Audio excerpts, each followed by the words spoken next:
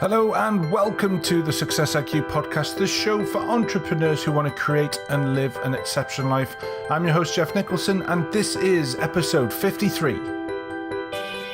Hi, welcome to this special episode of the Success IQ podcast. Why is it special, I hear you cry? Well, it's special because I am celebrating the 1-year birthday this week for the show, and I really cannot believe that it has been a year. I mean, so much has gone on. There are so many challenges that I have faced, both personally in order to learn about the whole podcasting thing, and getting the great guests that I get on the show and all of those sort of things. It really has been a huge learning curve, but it has been the most liberating and enjoying process as well. And, the first thing of all, what I'd like to say is I'd just like to say a huge thank you to all the support that you have given me listening to the show, and also to all of you who have sent lovely emails to me, lovely messages, who have chatted to me when they've met me at places I've spoken to, or when they find out that I'm doing a podcast show and they've had a listen. I'm extremely grateful for your kind words, and also your suggestions about what you'd like brought into the show, the types of topics that you want to cover.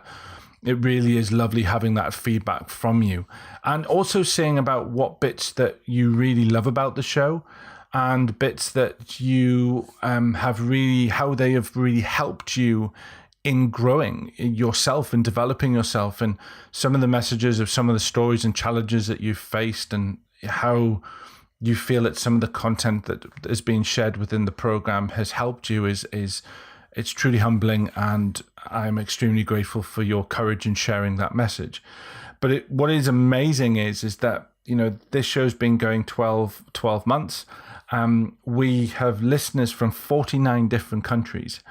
Many of them I had to actually look up on an atlas, I had to admit, because they but it is from Japan, Dubai, New Zealand, China, Korea, South Korea, I may add, America, Russia, South America, South Africa, Canada. It is truly amazing how many people are actually listening to the show. So I'm extremely grateful for you to do that. So as you can imagine, that what I wanted to do is I wanted to do something a little bit different. So you guys have got to put up with me for this episode. So I apologize forthwith.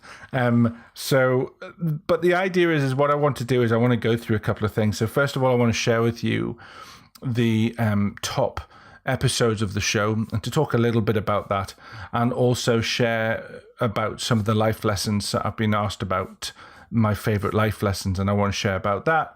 A little bit of telling you what's happening in the future with the show as well, and then I will bid you adieu, and you can enjoy the rest of your day, evening, whatever, when you listen to this. Okay, so let's just jump straight in and talk about the most downloaded episodes of the show. And we start with the third one. So coming in third is episode 27, and that's with my good friend Roger Masterson, aka the Castleman.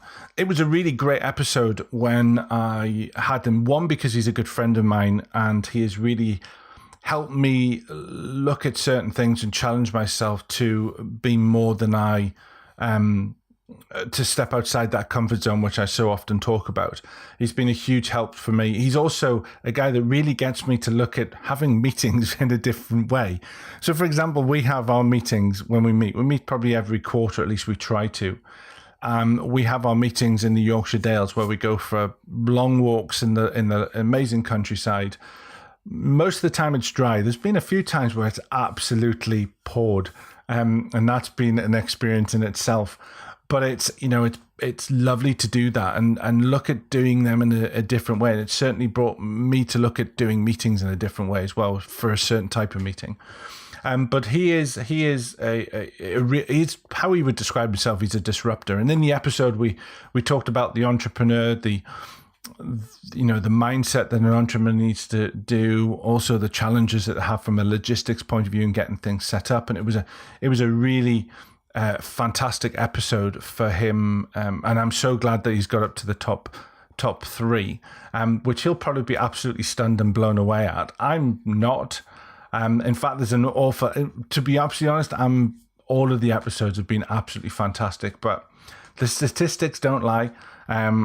Roger is number 3 on the list. Number 2 is the episode 4 that I did with a lovely lady called Lisa Dad. Now, I know Lisa from a community that I was a founding member of called the Evolutionary Business Council. And Teresa Dugobois, who was also on the show, is the founder of that. But it is such an amazing community of just people who, it's almost like a family. It's a great community and wanting to share. And Lisa came on the show. And I was really grateful for Lisa because, one, I was extremely nervous because it was my very first episode for an interview that I was doing for the show. And she was an absolutely fantastic guest to have. One of the reasons why I wanted her on the show is one of my key lessons is about defining success. And she was so eloquent in how she talked about it, and the content that she was talking about was so important to me about the importance of defining our success. Mainly because I think what happens is so many people pursue the commercial version of success. They pursue this ridiculous perception of success is just all about the bling. We see it all the time on Facebook where people are walking out their 14-bedroom homes and they've got 9 supercars on their drive. I mean, I'm still trying to work out how many supercars you actually need on a drive to actually state that you are successful in the financial side. But actually, one of the key important things that she said and that I am completely 100% behind is that you really have to find your own version. And there's nothing wrong with pursuing financial wealth, but there are so many other ways to be wealthy and healthy as well. And it's really important that you really tap into what it is that's key for you. So I think that's a really important one to make sure that you look at that. And then the number 1 most downloaded episode for the show is episode 21. And this was with Stu McLaren. Now, there were so many challenges and personal battles I had to fight within myself to not only to get to the point where I was ready to interview Stu, but also just to the point to get to see if he would join me on the show. And a lot of that was because of he is, way ahead of me in his and in the sphere of influence and the types of people he works with. But I absolutely love his work. I love his personality. I love the way he came across. And I really came across Stu in when he was co-hosting, I think it was season 3 of Michael Hyatt's podcast show. And, he very much his ethos about business and work and life is fun, family, and enjoying what you do. And you can see that in everything he does. And Stu is, he works with some of the great gurus, personal development, gods, so to speak, in that world. And he is just so down to earth. It's absolutely, it's lovely to see. And, when you go to a guy who you look up to and you respect and you think, I'm going to ask him to come on the show, but he's going to say no because he's going to be so busy and all of this stuff is going through my head. And I think it was my younger son, Josh. He just said, well, Dad, why don't you just message him and see? And normally my when I work with my clients and when I, teach, I talk about ask, and, just doing it. What's the worst could happen? But there was so much stuff bouncing around. I couldn't believe it. So I went on Messenger, sent him a message. He is the quickest response I've ever had from any guest who I have asked to appear on the show, apart from friends or associates that I know who have been on. he literally replied, it must have been within about 10 minutes. Yeah, Jeff, love to be on your show. Let's arrange a date and we'll get everything sorted. And he came on, and the amount of amazing content that Stu shared on the episode was brilliant. I actually had to apologize because we overran, I think, probably by about 25 minutes, because he was stacking so much information. And in fact, he said, I kind of like, after the show had recorded, he said, I've got to go now because the kids are coming up the drive and I stop work when the kids come in. So I was like, well, thank you very much and I'll see you later. So I'm forever grateful for Stu to do that. But also what it did was it gave me that courage to start going out there and asking other guests who initially I would have thought that I couldn't get on. And we've had some of those people on the show, and we've got some of those people lined up for the future. So Stu was an absolutely amazing guest. I'm really, really chuffed that he came up on the show. So I'm really excited about this new exclusive and intimate membership I am launching to celebrate the 1-year birthday of the show. It's a hybrid combining the benefits of masterminding and group coaching, as well as so much more. It really is stacked full of additional fantastic bonus content. If you're looking for a highly supportive group that will hold you accountable to achieve your goals and assist you to take your life to the next level, this is the community for you. It's called the Success IQ Alliance, and it is only open to 10 people. That's right, only 10 people. If you'd like to be one of those 10, then head over to the Facebook page and register your interest. There is an application process so I can make sure that only the right people become part of this exclusive community. Join this transformational community and start creating that exceptional life today. Visit facebook.com/Success IQ podcast to get all the information you're looking for.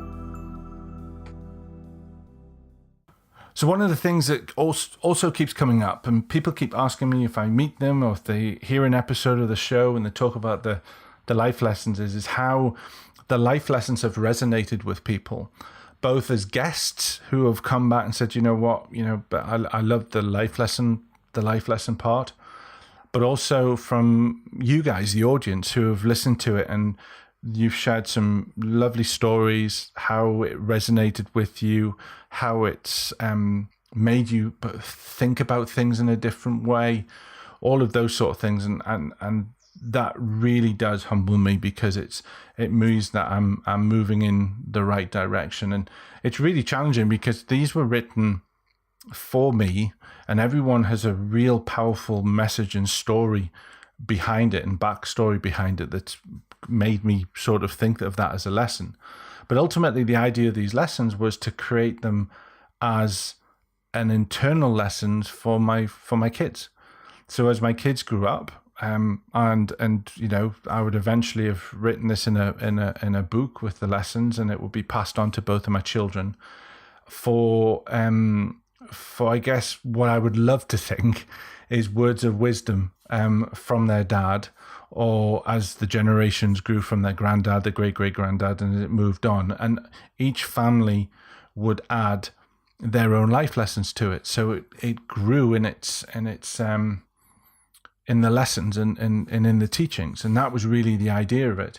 And it wasn't until I started mentioning it to people where people said, I wish you could you not put that in the show? And it became an idea of then, well, yeah, actually, it could be a good talking point and a topical point with the guests, especially when they don't know what it's going to land on. So they're completely unprepared. Although I have to admit, there's an awful lot when we talk about stuff you will have heard on previous episodes when they go, well, that's what we've just been talking about. So there, and those sort of things. I can assure you none of them are rigged.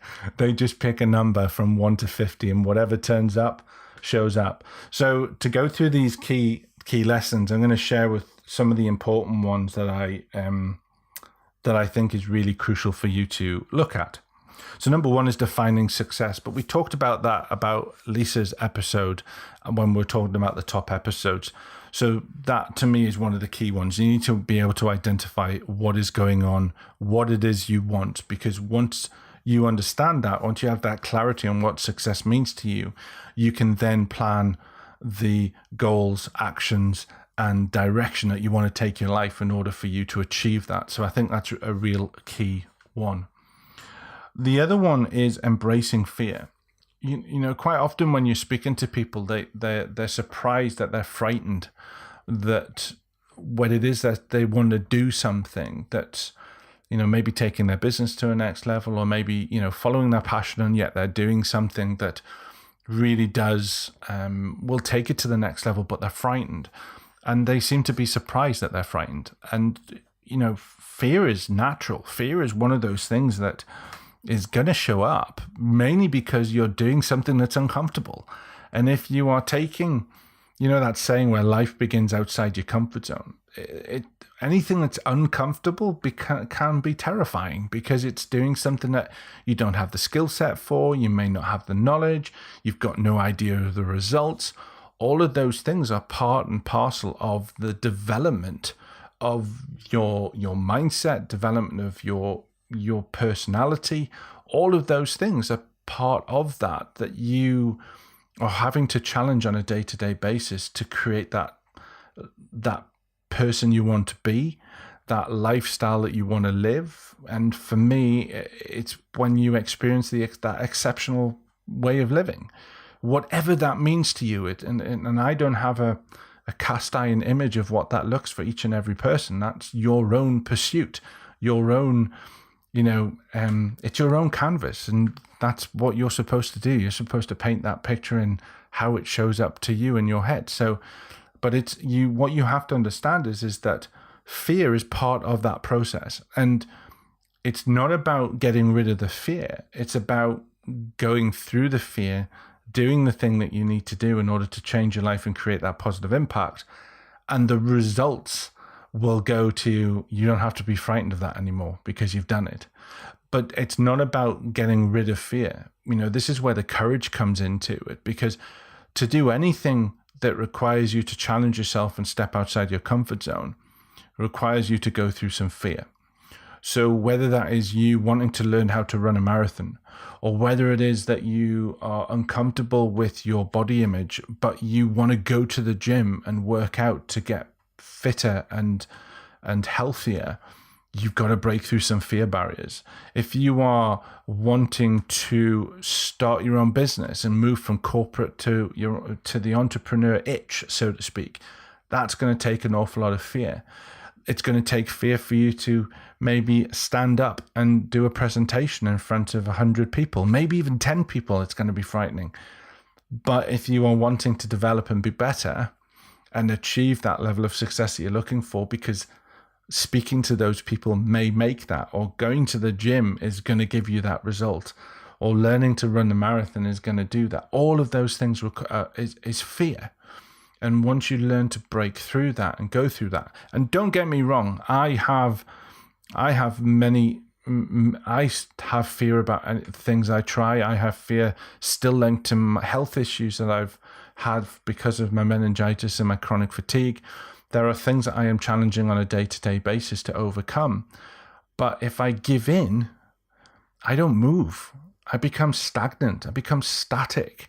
And that to me is boring, mundane, and dangerous, because I don't want to be mediocre. I don't want to. Why would any of you guys want to live a mediocre life? If you're listening to this, you're looking for something. You're looking to develop, you're looking to grow, you're looking to do something in order to create something special.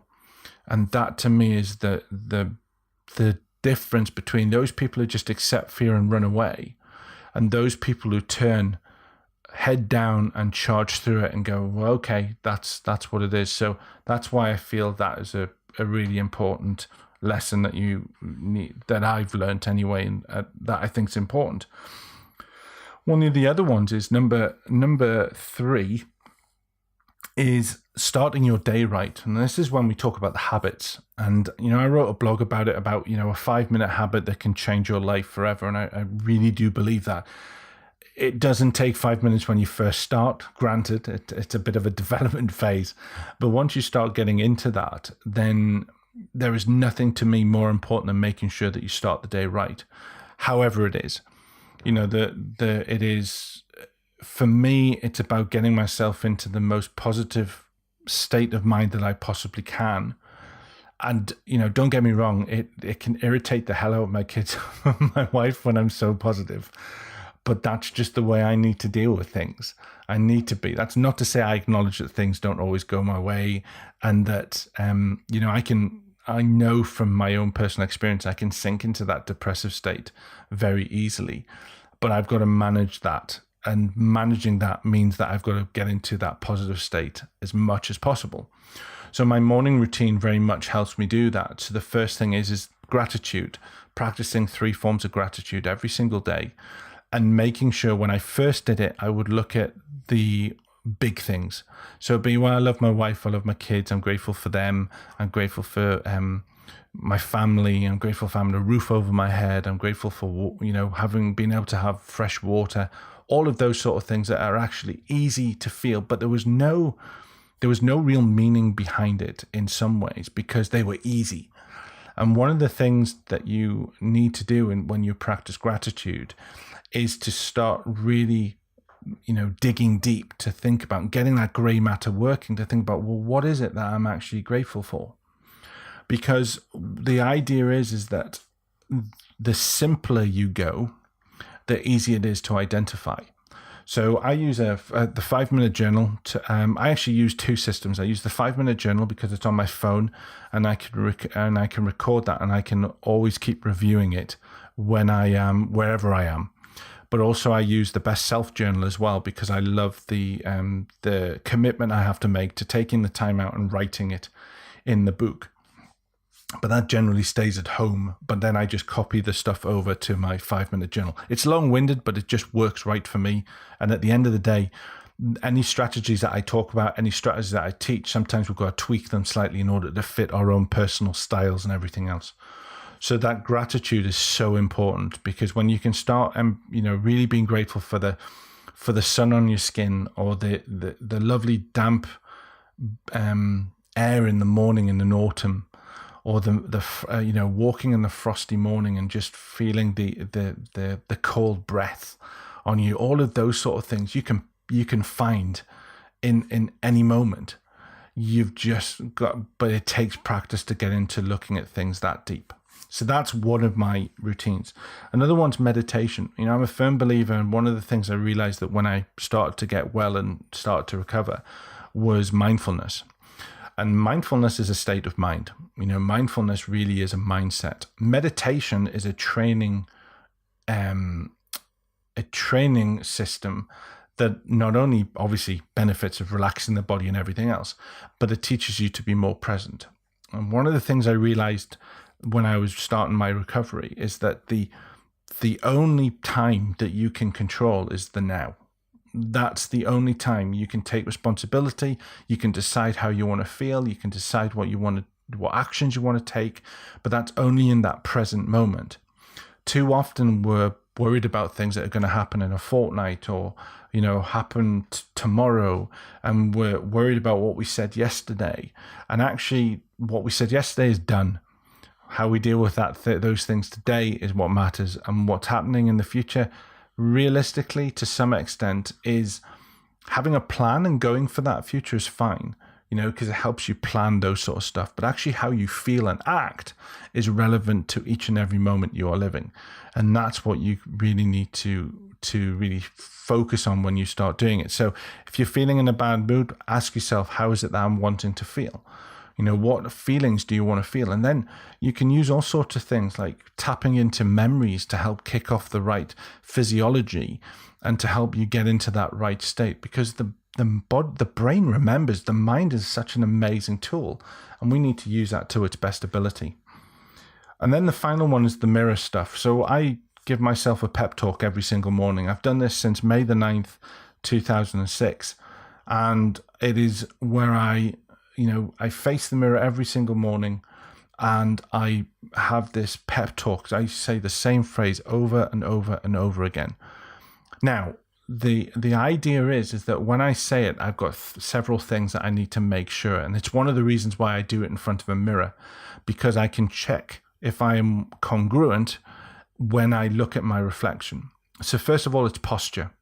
If I'm going to be saying positive things, I want to be in a positive posture. Saying it when I'm tired and my shoulders hunched and I'm holding myself up on the wash basin is not right place to be. So I need to get myself into the right posture. How I say the words, the tonality of how I say the words, the cadence of how I say the words, that is also hugely important, because that creates meaning. And we all have had those people say things to us and we know they just don't mean it. It affects us in a deep level. So give yourself the respect to actually say it to yourself with the same amount of respect as you'd want to say it to someone else, because that is so important. And then the other thing is obviously the words. One of the ways I do it is what is it that I would love people to say to me? What is it that I would love to hear from people to say about me, about my personality, about how I live, about, who I am as a person? What is it that I would love to say? And those phrases are woven into the phrase that I use. And this is fluffy, but I really don't care. I always end the pep talk with "I love you" at the end. Now, I've been through clinical depression.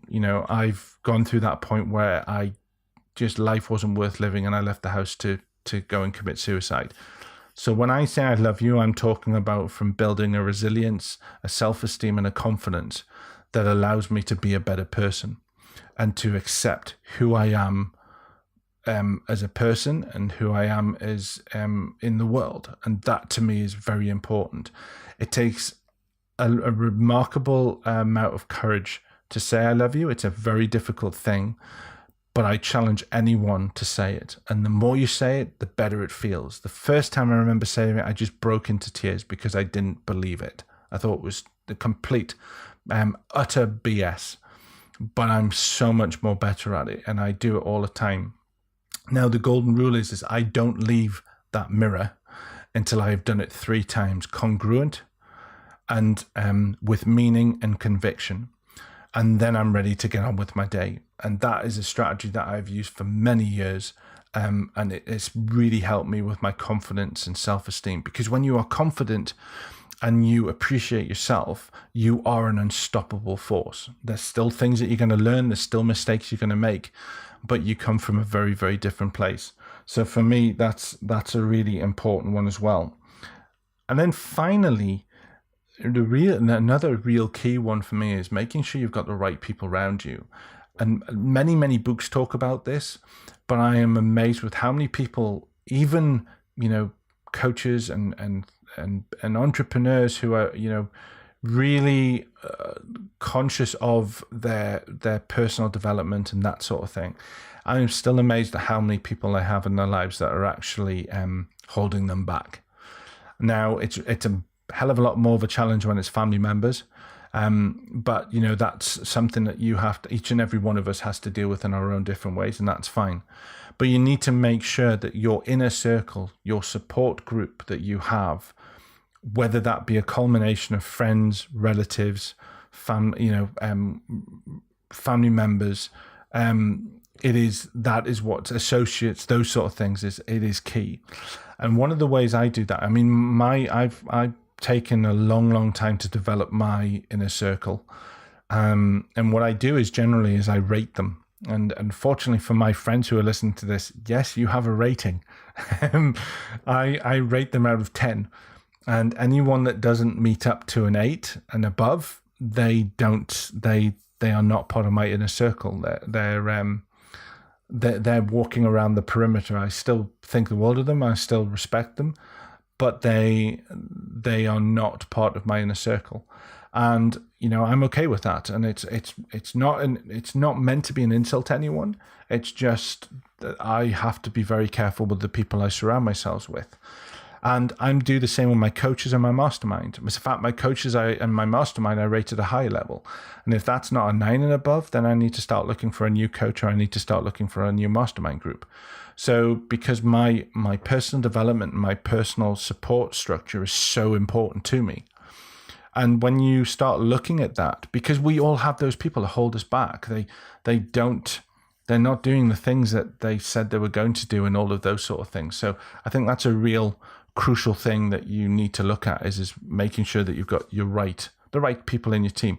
My biggest one's my dream team. It's my wife and my 2 kids. They are the momentum behind me. They are the light in the darkness, all of that, all of those cliches. They are the ones that spur me on to succeed. And when things are bad, they keep spurring me on because I want to give them the obviously the love and everything else, but I also want to give them a great life. And part of that is making sure that they see their dad constantly working towards making himself better, in both from a business point of view and in a self way. But I just think that's a really important part as well. So yeah, so they're the key lessons really. Okay, and then finally, what's happening next year? So there's a couple of interesting things. I mean, really, the format of the show isn't going to change because we've had such great feedback from the listeners, you guys, about what it is about the show. So I'm not really going to change much. I'm adding a new question onto the second part of the show, and that's about morning habits. Do you have a morning or morning and evening habits? Just so we can work and try and find strategies that become, again, a common thread, much like the other questions that I ask, just to see what are the habits that they use. So it may help you to develop your habits in the morning and in the evening to help you sort of start the day right and end the day right as well. So that's one thing. Another thing is we're looking at adding more video. So I'm aware that the YouTube channel isn't doing too great. And that probably because why would you go on YouTube and just watch an MP3 player do it? So we're looking at doing that. There is going to be the odd challenge with download rate and broadband speed and all of that sort of stuff, and they'll just be normal audio interviews. But we are looking at upping that part, and also the idea is me doing a sort of after show review on the on YouTube as well, where I talk about what I learned from it and what I got from the interview as well, just to take it a little bit more depth from my perspective as well. So that's also going to be happening. And we've also got some, which is really exciting actually, we've got some pop-up podcasting going on. I'm speaking to some event organizers. We're looking at bringing the podcast to some of their events and doing some live interviews on the Facebook page.